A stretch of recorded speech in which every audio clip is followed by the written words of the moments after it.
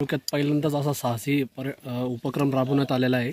आपण तालुक्याचे तहसीलदार आहात, नेमकं काय सांगाल?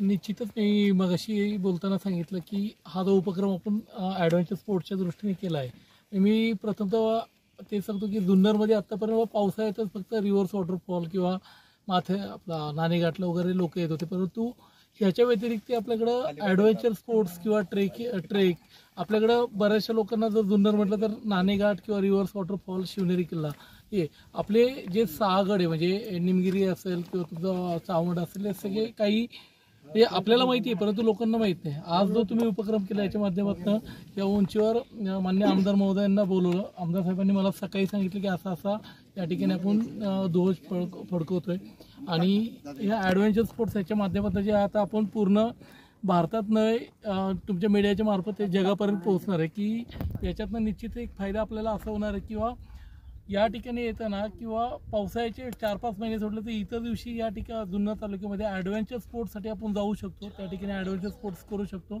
आणि मी आता दादांना तेच म्हटलं की आता जो आपला DPR बनवायचा चाललेला आहे पर्यटनाच्या अनुषंगाने की जो आता प्रायमरी स्टेजमध्ये की त्याच्यामध्ये ह्या काही अनेकविध गोष्टी आपण या ॲड करू शकतो।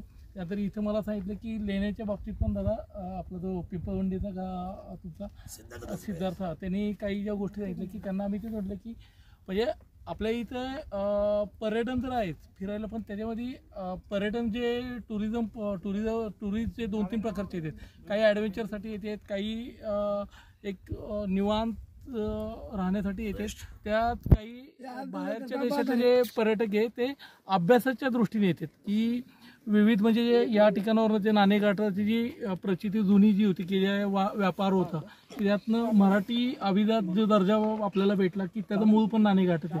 त्यामुळं ह्या अनेक पैलू आपल्याला याच्यातनं मिळणार आहे आणि विशेषतः मी सर्व तरुणांचं अभिनंदन करेन किंवा जुन्नर तालुक्यातले हे तरुणांनी हा उपक्रम केलेला आहे। म्हणजे आपल्या तरुणांना आता व्यवसायाच्या दृष्टीने किंवा तुम्ही स्वतःहून जुन्नर तालुका पर्यटनाच्या दृष्टीने नेण्यासाठी प्रयत्न करते, याबद्दल मी सर्वांचं विशेष सरांच्या टीमचं मी विशेष अभिनंदन करेन।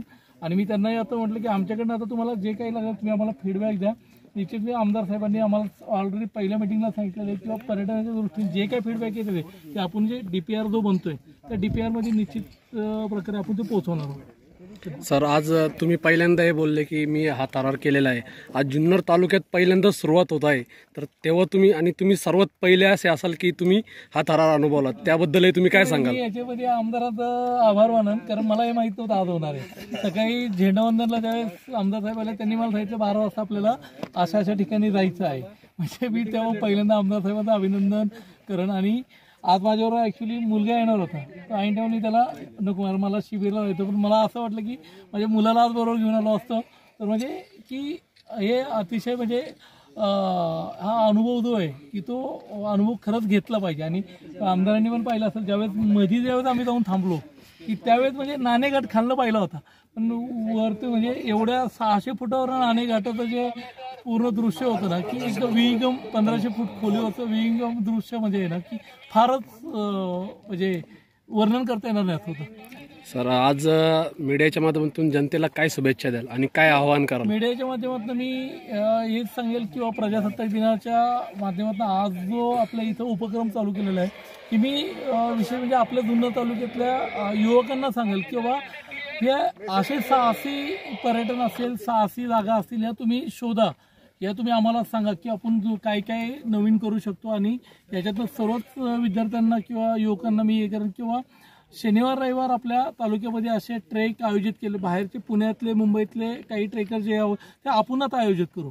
म्हणजे ट्रेक करायचं असेल तर जुन्नर बाहेरच्या लोकांनी आपल्याला आता वेबसाईटच्या माध्यमातून प्लॅटफॉर्म आहे की आपल्या तालुक्यातल्या मुलांनी या वेबसाईट डेव्हलप करून आपले ट्रेकर युनिट आता जसं मुरबाडचा जो आहे की म्हणजे असेच हे सगळे किंवा तुम्ही ग्रामीण भागातल्या लोकांनी आता यामध्ये जास्तीत जास्त विद्यार्थ्यांनी किंवा युवकांनी आलं पाहिजे।